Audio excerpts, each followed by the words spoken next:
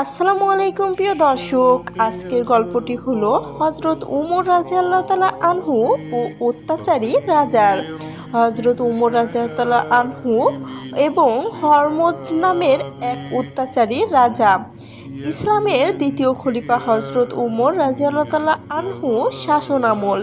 তখন প্যারসের এক প্রদেশের শাসক ছিল হরমোজান নামের এক অত্যাচারী রাজা।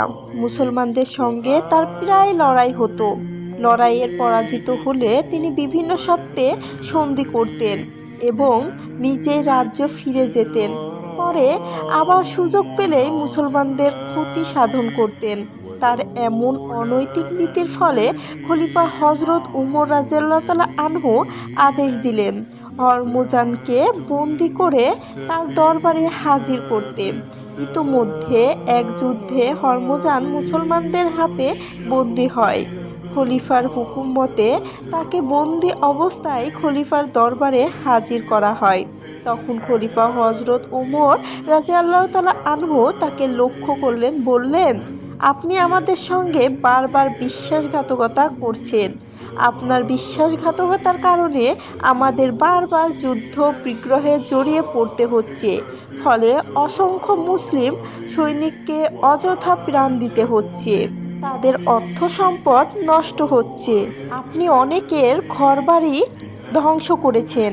নিরীহ অনেক লোকের ওপর অন্যায়ভাবে অত্যাচার চালিয়েছেন। আপনাকে আর সুযোগ দেয়া যাবে না।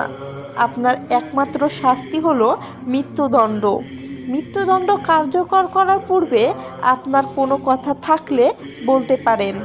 হরমোজান ছিল খুব সূক্ষ্ম ও কূট্র বুদ্ধি সম্পন্ন লোক। সুযোগ পেলে তিনি এক ফন্দি আঁটেন।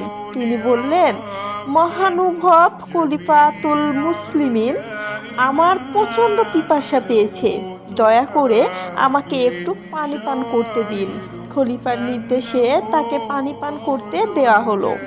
সুস্থর হরমোজান পানির পাত্র হাতে নিয়ে তা পান না করে ভীতু ভীতু ভাব নিয়ে ডানে বামে তাকাতে লাগলেন। তাকে জিজ্ঞাসা করা হলো, কি হলো, আপনি পানি পান করছেন না কেন? প্রশ্ন শুনে হরমোজান জবাব দিল, আমিনুল মুমিনিন, আমার ভয় হচ্ছে যে পানিটুকু পান করার আগেই আমাকে হত্যা করা হবে।